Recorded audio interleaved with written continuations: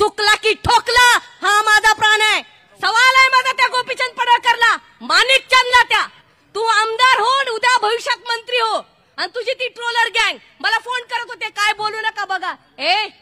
असे खूप आडवे करून पुढे जाणारी मुलगी आहे मी फार त्यांना अलीकडे महत्व देत नाही, त्यांना महत्व देणे पत्ते मोठे नाहीत म्हणले। गोपीचंद पडळकरांना मला विचारायचंय, देवेंद्रजींना मला विचारायचंय, महाराष्ट्र कुठे नेऊन ठेवलाय तुम्ही? एक मुलगी सुद्धा वाटेगावकर होईल, तुम्ही हिशोबात राहायचंय।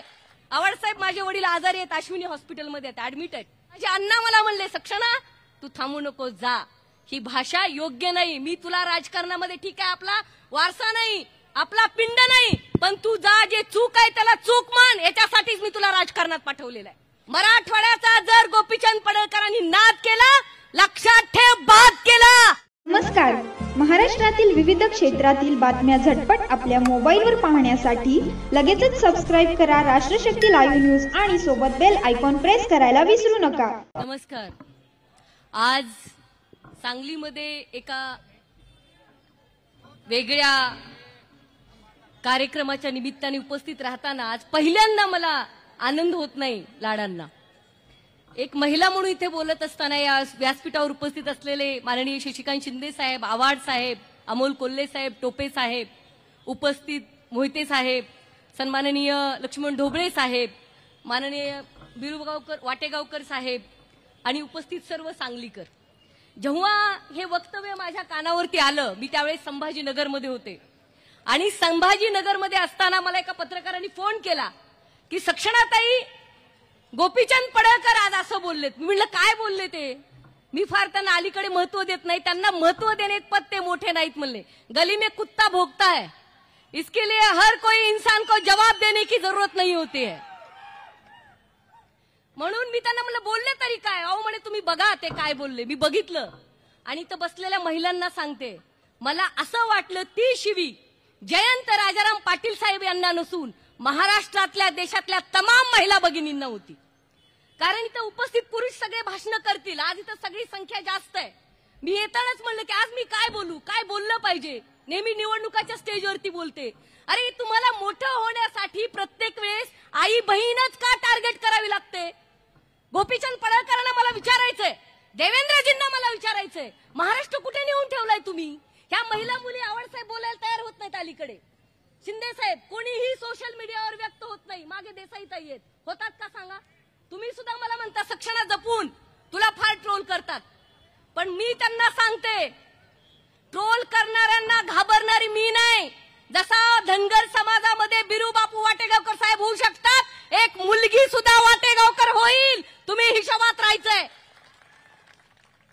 आणि मला बोलताना काही वाटणार नाही या गोष्टीचं, मी कधी कुठल्या गोष्टीसाठी माफी मागत नाही। बोलले एक बार ठोक दिया तो ठोक दिया, बाद में पीछे देखने की जरूरत नहीं है। काय हे करा ते करा नाही करत मी, माझं ते मत असतं, माझं वैयक्तिक मत आहे। लय मजबूत आहे माझ्या भीमाचा किल्ला, त्या भीमाने संविधान मला हातात दिलंय, त्या संविधानाची ताकद, छत्रपतींच्या हिरकणीची ताकद, पुण्यश्लोक अहिल्यादेवीचा आत्ताच्या अविनाशने उल्लेख केला, त्या अहिल्यादेवीनी फक्त माहेश्वर, इंदोर आणि तुमच्या चौंडीमध्ये काम केलेलं नाही। मला अभिमान आहे, सेतू हिमाचल, जम्मू पासून ते काश्मीर पर्यंत, आसाम पासून ते महाराष्ट्रापर्यंत अहिल्यादेवींचं काम आहे। हे शिकवलं अहिल्यादेवीनी।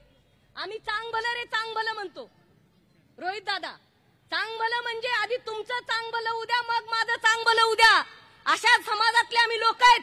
ही भाषा सहन कशी करायची? लोक बाईट घेत असताना मला वाईट वाटायचं, ही काय भाषा आहे? लोकांनी घोषणा दिल्या अमर रहे राजाराम बापू अमर रहे, मला सूचना करायच्या तरुणांना, अरे अमर रहे बापू तर अमर आहेतच, परंतु स्वर्गीय कुसुमताई राजाराम बापू पाटील अमर रहे ही घोषणा द्या। तुम्ही नेहमी जयघोष करताना आज घटस्थापना होते, नवरात्रीचा उत्सव होतोय, कशाला करता हो नवरात्र? तुम्हाला आई बहिणींची किंमत नाही, आई बहिणीचा इज्जत नाही, कशाची नवरात्र करता तुम्ही?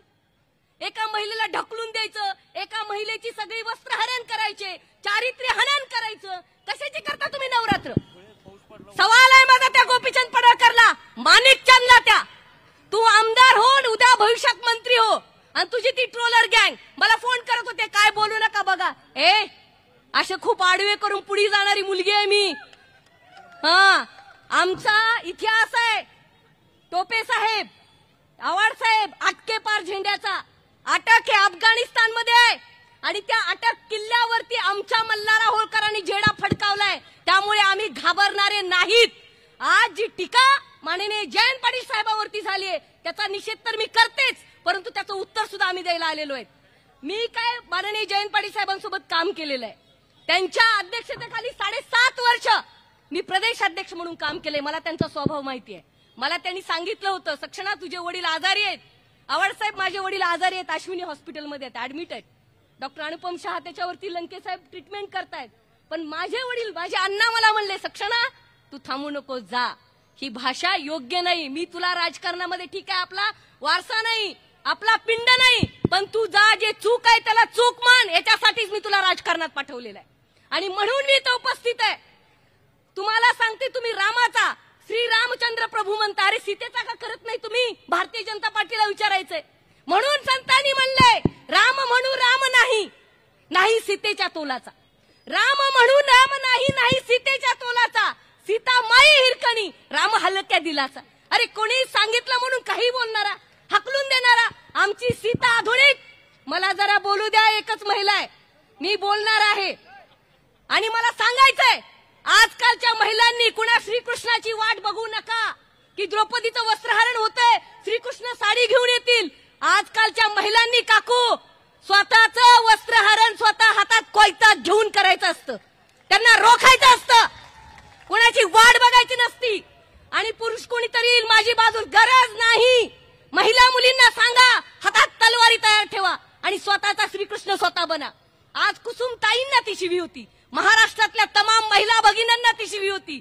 मला माहित नाही उद्या मला कुणाची वोट पडतील, कुणाचे नाही पडतील. बरेच लोक माझे कान टोचतात, कशाला बोलते, तुला हे लोक मत देणार नाही, तू त्या समाजाची आहेस. मी त्यांना सांगते, मी महाराष्ट्राची मराठी मुलगी आहे. चुकला की ठोकला हा माझा प्राण आहे आणि आम्ही घाबरणार नाही. मराठवाड्यातून येते, मराठवाड्याची माती तुम्हाला माहित आहे, हॉट आहे तर हॉट आहे. आम्ही हॉटच लोक आहेत. हॉट म्हणजे त्या अर्थाने हॉट नाही, तापलेलं वातावरण आहे. आणि म्हणून सांगते, चुकला की ठोकला. मराठवाड्याचा जर गोपीचंद पडळकरांनी नाद केला, लक्षात ठेव, बाद केला, 2029ला दिसणार नाही. आणि हे फक्त सांगते, धाराशिव मध्ये पाऊल ठेव. पहिली रोखणारी मुलगी सक्षणा सलगर असेल, कारण तुला माफी मागावी लागेल. चुकीला माफी नाही. राजकारण गेलं चुलीत. महिला मुलींची आबरू वेशीवर टांगत असेल, महिलांनी तुम्ही बोललं पाहिजे. घरच्यांची सुद्धा काळजी करू नका. आज तुमची लखतर रेशीवर टांगली जात आहेत. महाराष्ट्रामध्ये बीजेपीला हे मान्य आहे का? तुम्ही भारत माता म्हणता, कशाला भारत माता म्हणता? स्त्रीचा तुम्हाला सन्मान नाही. जाता जाता एवढंच म्हणेन, सिर्फ हाथों में खंजर ही नहीं, आंखों में पानी होना चाहिए. और जयंत पाटिल साहब, आपके लिए दुश्मन भी खानदानी होना चाहिए. जय हिंद, जय महाराष्ट्र.